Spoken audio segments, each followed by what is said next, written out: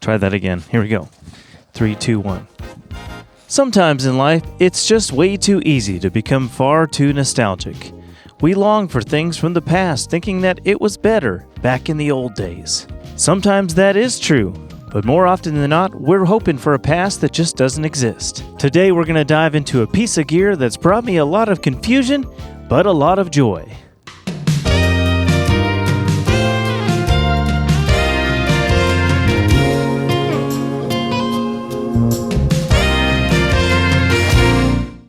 Hey everybody, it's Sammy, your favorite Ozark Canadian.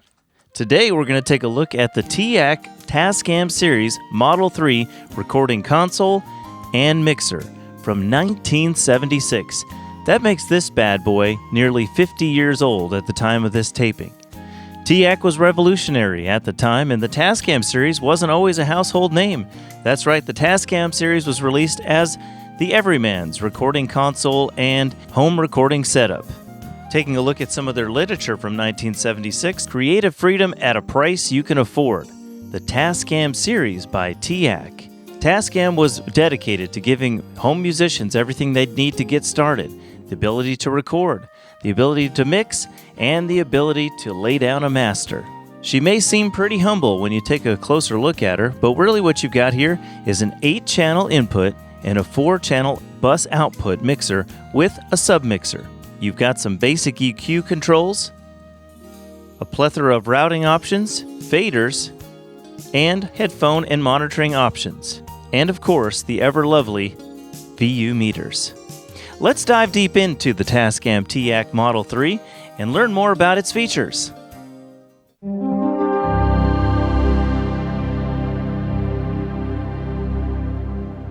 Alright, let's take a closer look at the channel strip. We'll start right here at the top. You've got your mic attenuation controls, with 40 being the quietest, 20 being the middle, and 0 being the loudest. This is what we'd call these days the gain control. Interestingly enough, it's not a pan pot that you can easily turn. You only get 3 clicks on the selector. Next up, we've got input controls. If you set this in the center, it's kind of like a mute. That's how I use it sometimes. Mic, of course, would be if you're connecting a microphone to the back of the unit. And line, of course, is line input. And there is no gain controls for a line input. It's just a standard minus 10 dB line input. Next, we move down to the basic equalization section. You've got a high shelf at 10 or 3K, and you can select that. To turn that section off, you leave the selector in the center, and you can either boost or attenuate that shelf. Next up, we've got the bass controls. For low mids at 200 Hz or 75, of course, with the center indentation being at a mute. And you can boost or attenuate to taste. Notice what's missing from our EQ section. No mid controls. There's nothing parametric going on here whatsoever. And you'll notice as we move down to our assignment section, compared to most mixers that you'd see these days, we're missing a complete section of auxiliary sends. No auxiliary sends on this machine at all. Next up, we've got the assignments. Starting with D. D is for direct output, which correlates to the direct output RCA jack on the back of each channel. Next, we've got assignments to bus 1, bus 2, bus 3, and bus 4.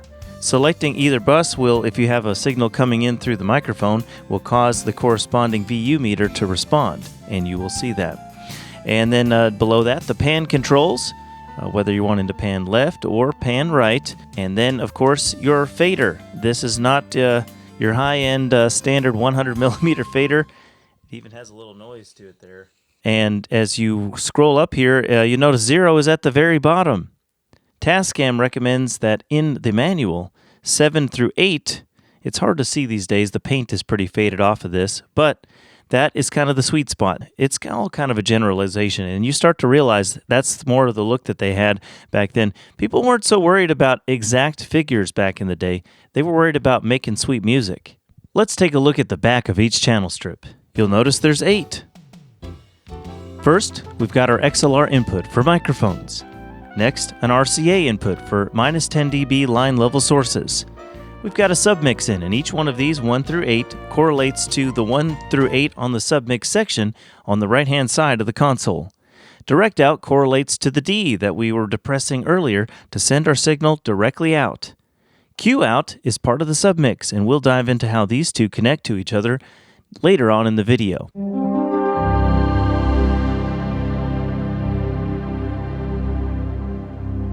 Back up here on the top, we're taking a look at the master fader section now. The master fader starts, of course, with a master fader. Here you can clearly see the coloring, as the paint hasn't worn off quite so much over the last 50 years here. This would be about unity or 0. Next up, we've got a monitor control. This is if you're plugging a set of speakers into your console and want to monitor what you're hearing, you can turn that up or down. Handy feature. Next, the monitor select. This controls what you hear through the master faders. Then we move up here to the headphones, which there's a headphone jack right up here on the front, and there's also a second headphone jack on the back. So you don't get that with a lot of mixers. You actually get 2 headphone jacks if it's only you producing and maybe a talent or a friend that you're working with. You don't have to have a separate headphone amp, which is handy. And let me tell you, the juice on these things is awesome. I've got it set here at 3. That's because usually when I plug in my standard headphones, like my Sonys that I like to wear, these Sony MDR 7506s, boy, they are hot. Okay, and you can select what you hear on the headphones, whether it's the monitor, whether you're monitoring what's coming out of the master section, or you can just listen to the submix section. In the master section, on the back, it's pretty expansive. It's this whole area right here, pretty much all this back stuff. So what do you get? Well, you have each bus, and you have to remember, it's not like you're getting a left and right output on this. If you're mixing something down and you want to go do a final mix that's just a 2-track left and right, you actually have to select maybe 1, 2, or 3, 4, and you'd send your mix left and right out through that. So you've got 1, 2, 3, and 4 here, and each one has a bus input, an access, receive, and send, and this is actually for routing in extra gear. Like maybe you want to add in a compressor or equalizer or maybe some effects, something like that. This is your patch in point. We call this an insert on today's consoles. Then you come down here, you've got your monitor input, and you've got a line out and an auxiliary out for each one. That becomes later when we set this up for 8-track recording. You've got a submix input, which means that you can actually connect a separate unit to this and submix into the main feed, into the master fader here. And there's a submix output, as well as this is the monitor left and right here where you'd plug your speakers in.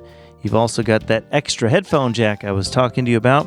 You've got an unswitched 300 watt maximum power connection here, just 2-prong. You can connect another piece of gear here, and a ground. This is for if you're over here in this section and you're using the phono inputs, which is for a record player. These were popular with small radio stations back in the day. You could have your setup there and you could connect your ground here, as well as you could ground out to the ground if you needed to add one, because this only comes with a 2-prong cable in the power supply. So if you have a ground issue, you could also use that right here.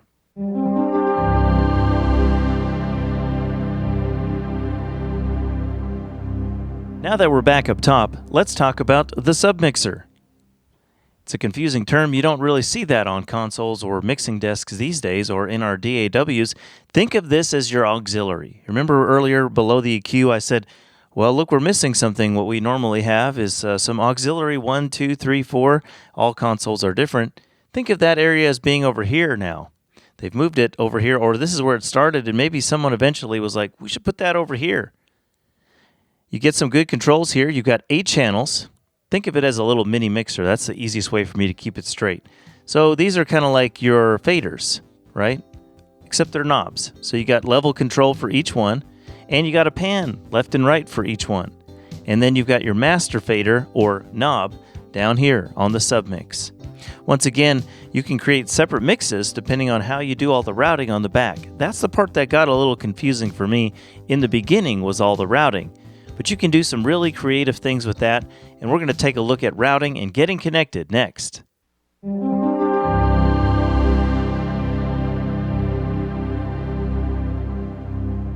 All right, let's get our first connection set up. The first way we're going to set this up is we're going to ignore the submix part right now. We're going to set this mixer up as if maybe we were using it live or putting a bunch of inputs here and we just want to mix it down to a regular old stereo left and right. All right, so let's see how we would do with that. We'll go ahead and start by plugging a microphone into the very back here into channel number, we'll just pick channel number 2 to start here. Okay, so we're going to plug this XLR into the back. Very good.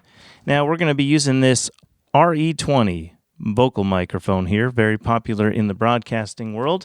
We're going to get that set up here. We're going to go over and switch on our power. It is important to note, though, that with this console, there is no phantom power, so you'll have to use an auxiliary phantom power supply unit if you'd like to use condenser microphones with this unit, or you can use an external preamp to get you that voltage that you need. We'll go ahead and switch this on. I think you're going to be impressed, though. Well, usually a mic like this, or let's say an SM7B, you have to have an external preamp just to get the gain hot enough to use it. Not on this thing. This sucker's hot. I'll get you set up here, and I'll show you what I mean. Okay, so we're going to switch it on. There we go. We've got some power coming in, got some needles jumping around. There you go. Got her rocking and rolling. The first thing we're going to do here is we're going to set our selector switch to the mic input here. So we're going to move that over there. I'm going to set our assignments to 1 and 2, and I've got the left on 1 and the number 2, the right side on 2. Okay, so what we're going to do is I'm going to switch over to that microphone here. I'm going to set the attenuation up to 0 because I know this mic needs a lot of gain to get started. And then what you do is you use the fader as part of the gain structure. Watch this. Okay, we'll bring the fader up here on this, and we'll start to see the VU meter start to jump here on the console. Of course, now that we've got our level set here, we can go ahead and start adjusting the EQ if we would like. We've got that 3K shelf here that we can switch over to and get a little bit more of the vocal range there, or we could pull that back if we'd like to there and scoop that and shelf that down. Or we can go over 10K and add a little more air. Nice analog sound there in the background, or we could pull that back, kind of give it that lo-fi sound. Okay, we'll put that back in the middle, which just switches it off.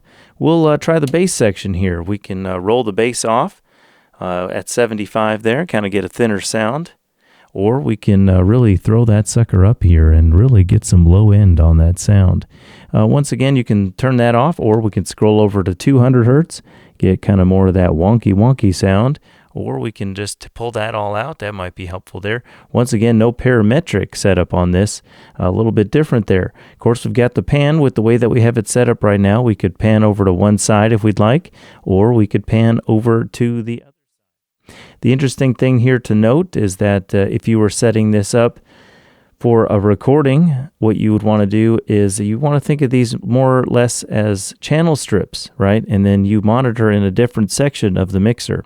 We're going to look at that next, but this would kind of be your basic setup. Let's say you're going to do a live gig, or maybe you just want to mix down to, like we've got this 2-track reel-to-reel here. You want to get some people together, put all the mics up and get everybody set up, and we're just going to keep it simple and do a nice stereo recording.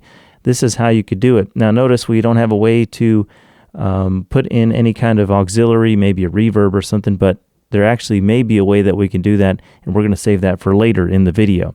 Let's start looking at how we could record this, set this thing up for doing some recording.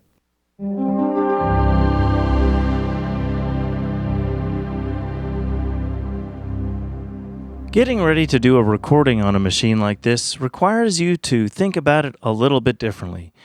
It took me a while to wrap my head around it. I want you to think of it this way.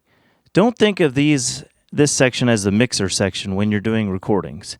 Think of each channel as a channel strip, as if maybe it was in a rack, or think of it as a 500 series channel strip. This is simply a channel strip to send audio out to whatever recorder you're using. Here's a Teac 80-8. Maybe you're using a Tascam 38. Maybe you're just recording on a computer or whatever you've got. Okay, so think of this as your channel strips, okay? But you're going to monitor from the Submix master. So this is where you'll be doing all your listening throughout your recording session. You won't really be going through here and making mix decisions or making any changes like that. You'll actually be doing your creative mixing or just your monitor mixing, so you can follow along with what you're doing over on this section. This section will only be used for setting up your channels. The first thing you're going to want to do is get around on the back here, and you're going to want to plug in your ins and outs of your tape machine. Now, this console is designed to work either with a 4-track or with an 8-track machine, and I'm going to show you how you would wire that up now with those snakes. And the first thing we're going to start by doing is plugging in the outputs of the console to send audio to our recording deck. And it doesn't matter what kind of recording deck you have. If you have an 8-track machine, this is how you would set it up. You come back here to 1, 2, 3, and 4. Now you ask yourself, we've only got 4 buses. How am I supposed to send out 8 channels? Well, there's 2 ways to do this. The first is that maybe you're just doing this recording on your own and you don't have to record more than 4 sources at once. If that's how you're doing it, what you would want to do is you would put in channel 1 of your recording machine into 1, 2 into 2 on the line outs, 3 into 3, 4 into 4. Then what you want to do, now follow me on this, is you want to go in 5 would go into auxiliary out, 6 into 2 auxiliary out, 7 into auxiliary 3, and channel 8 to your recorder would come out of auxiliary 4. Line out and auxiliary out essentially on these buses are just duplicates of each other. If you look at the wiring or the schematic, it's just a duplicate. Okay? That's one way to do it. Let's say you're recording 8 channels all at once and it's a full band and you want each person on their own track. Then what you would have to do is you'd use the direct outs. That's what those come in handy for. You would just plug 1 through 8 into the direct outs. Now if you learn how to do it, if you're recording on your own, you can learn to use the auxes, because then let's say you really only use channel 1 or 2 and you've got the same mic and you don't want to keep unplugging it and plugging it in. I can show you how you route it to whatever channel you want it to be on your recording machine. Then for monitoring, what you're going to do is take the outputs from the machine that you're recording with, the 8 outputs, and I want you to plug them into submix 1, 2, 3, 4, 5, 6, 7, and 8 respectively. You'll go through and plug all of those in on the back, and that will get you patched in on the inputs. Now, interestingly enough, even though you're doing this on the channel section, where you're really patching into is over here. The wiring is just sort of wired up so that you're actually dropping in over here. So submix 1 is here, 2, 3, 4, 5, 6, 7, and 8 with a gain, and each one has its own pan. Okay, now that we've got all of our routing set up on the back and with our tape machine, we're going to show you how you'd go about setting up a session. Okay, so once again, I told you to imagine that these are just channel strips, okay? Channel strips. This is actually your mixer while you're doing your recording session. Okay, so here's how we're going to do this. We still have our RE20. That's what this is called. Yeah, an RE20 plugged into the back. Let me bring up our submixer here. Okay, there we go. Check 1, 2. Check 1, 2. Now, what's going on here, and if you look in the background there, I've gone ahead and selected all the record inputs on the tape machine, just so I don't have to keep running back and forth to select those, just as an example.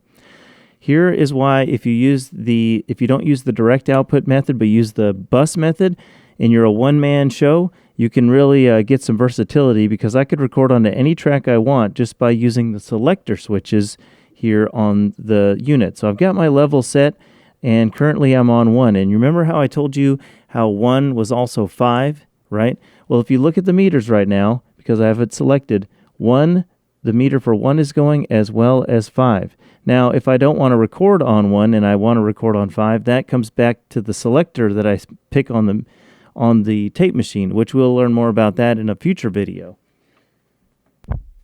For example, I have turned off 5, and what happens though is this routes back into our mixer right here, and into our mixer on the submixer side, because remember the outputs are going from the machine into the submix area, and it's landing over here. So here's 5, right? And you can see it down there on the meter, but this is just our level control, right? So I can actually set the gain by setting the fader here. You'll see the meter goes up here as well as down at the tape machine. Let's say I want this to actually be on channel number 2.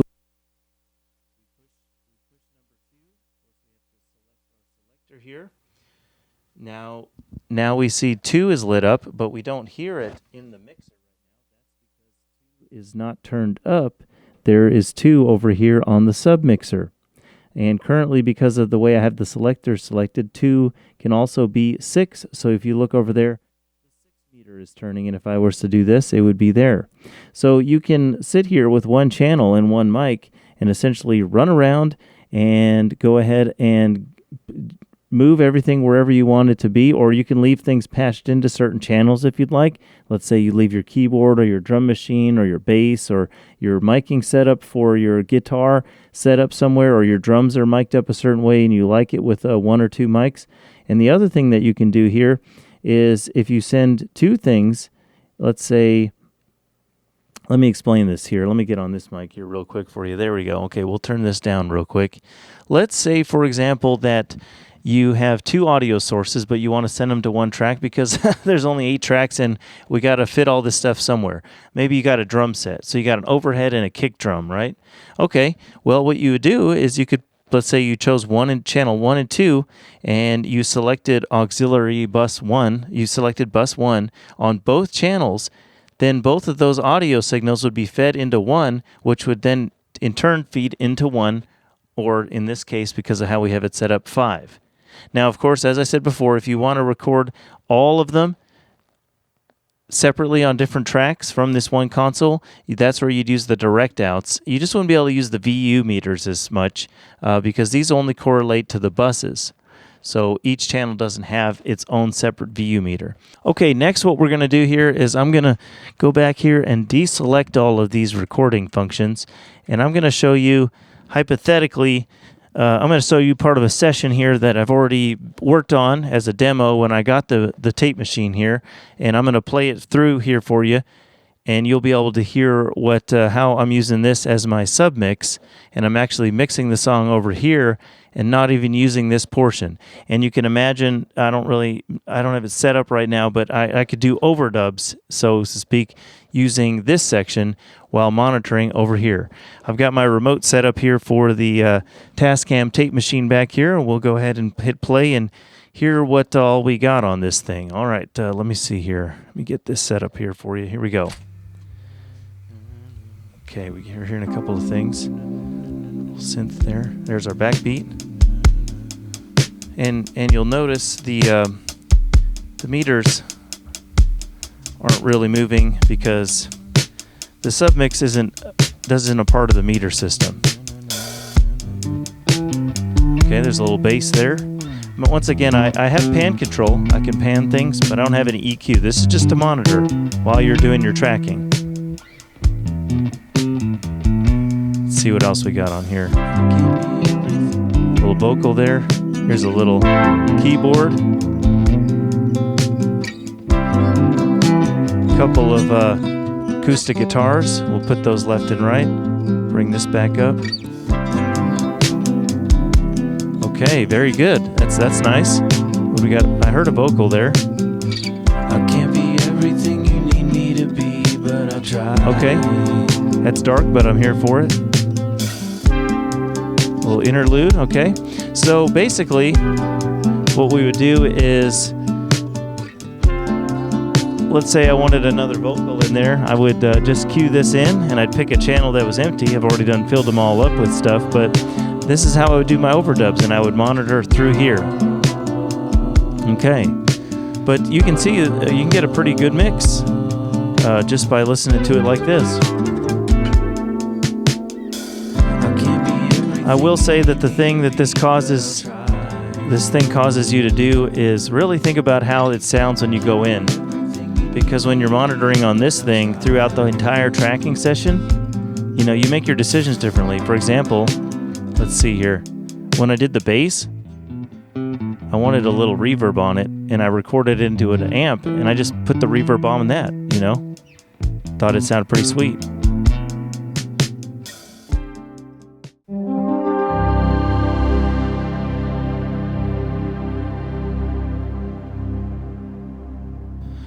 Okay, getting connected for a mixdown is a little bit different than our recording session. You may be asking yourself, Sammy, this just seems like a lot of work, but is it a lot of fun work? let's go around back and take a look on how to get this connected. First thing you're going to want to do is move your submix from your tape machine, all those 8 submixes. You're going to want to move them down towards the line in. That's why I think they designed it like this, to make it a little simpler. You just move those suckers down. 1, 2, 3, 4, 5, 6, 7, and 8.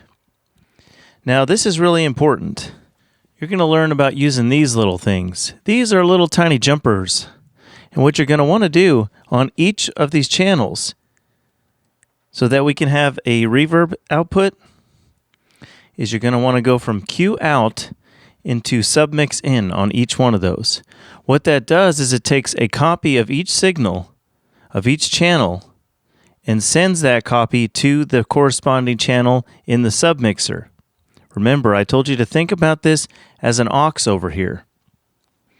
Once you get all of those connected, 1 through 8, we're going to get set up, getting our effects set up. But before you do that, I want to show you something important that messes me up every time I forget to put these little jumpers on this area. There's an area on the back that's called monitor in and line out on each bus. Now you'll do this after you've gotten all done with the recording part. This is so that you can actually monitor what you're hearing in the speakers or the headphone jack.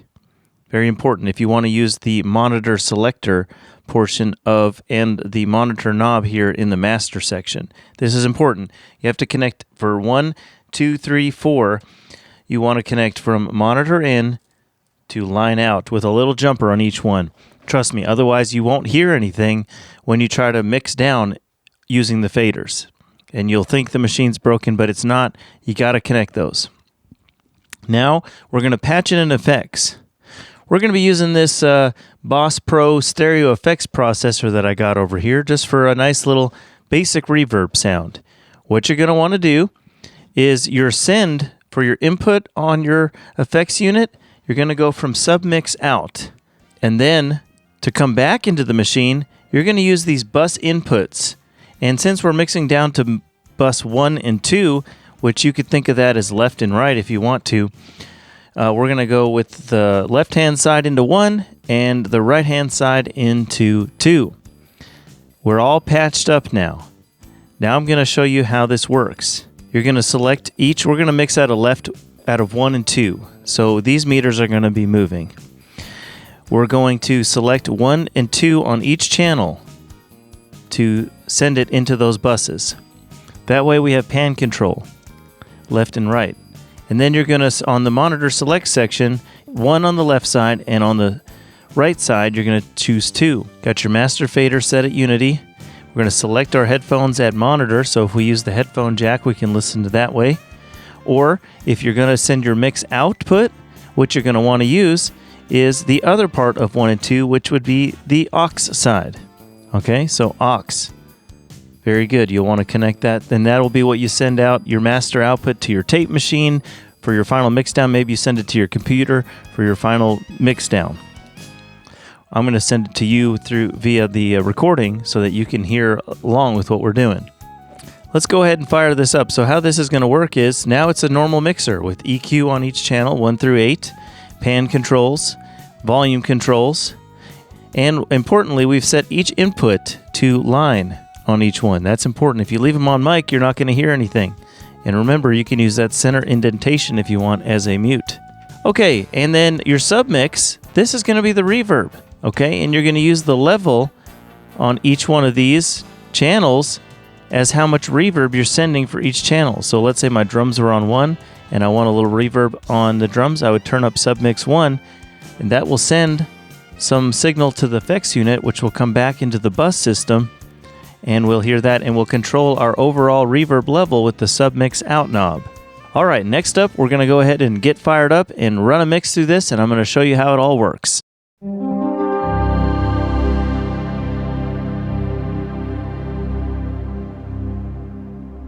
All right, let's get that mix started. All right, we're going to hit play on our machine here, get that tape rolling. And we should have some of that early roll in here. And let's see here. Some of those early sounds should be coming in. There's that acoustic guitar. Once again, in 1 through 8 will correspond to the channels over there on the tape machine. There's the keys. Okay, there's our drums. Now remember I told you we can dial in a little reverb now if we want to. Look at that. Huh? Ooh, I like how that sounds. Let's see here. We can turn up a little bit of the highs on the drums. It's a little harsh, but you know, maybe bring them down. We could darken them up if we wanted to. It's kind of cool. We'll just leave that flat for now. If we really wanted to beef up those drums, look at that. Really beef up that bottom end. Or that 200, you could pull that out if you wanted to. All kinds of options there. And we can pan it left and right. Let's bring in some of the other instruments here. Here's our bass. Whoo! Okay. This is another way you can mute here. Just turn those off. We'll bring up our... Put this here on input. We won't hear those. We won't hear those acoustic guitars. Those are nice sounding. All right. Maybe a little highs on those. And we'll roll some low end off. Okay. I like that. Just a little bit of reverb. And our keys here.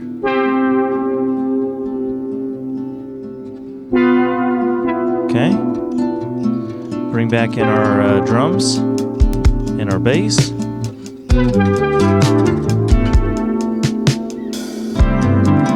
Okay, this is feeling pretty good here. Let's bring in our vocals.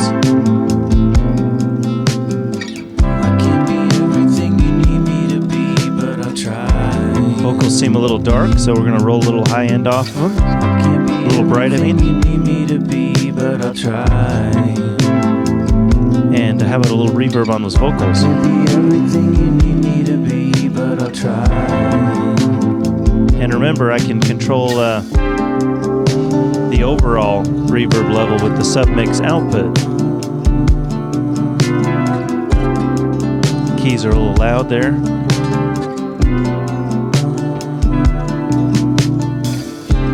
But the mixing creativity you have here is pretty extensive. There's a lot of things you could do.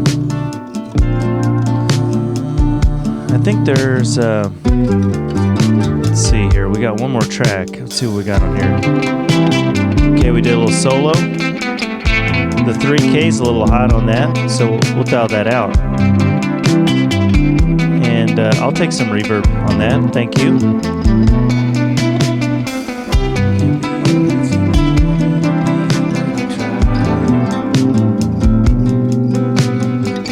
You know, and just like that, sounds pretty sweet.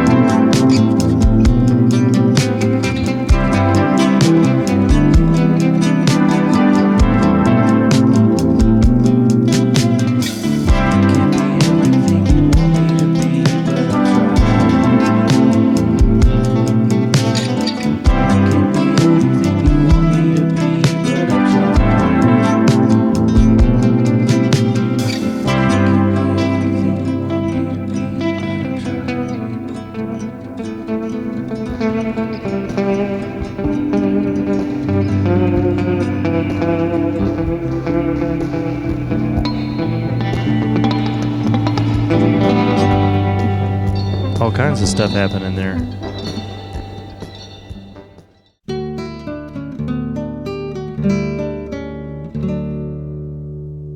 And just like that, you're an expert at the Tascam Model 3 Teac mixer.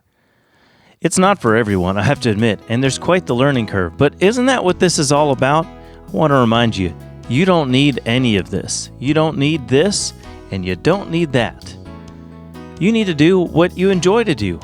I like learning about this stuff and making things on it, but you can make just as good, probably better sounding stuff on a computer. But it's fun to dive in on how people used to record it. A 50-year-old machine still humming along to this day. The Model 3, it's a winner in my books. Hey, thanks for hanging out today. Always appreciate you stopping by to watch the videos. Hope you have a good day, and we'll see you on the next one. I'm Sammy Raycraft, your favorite Ozark Canadian.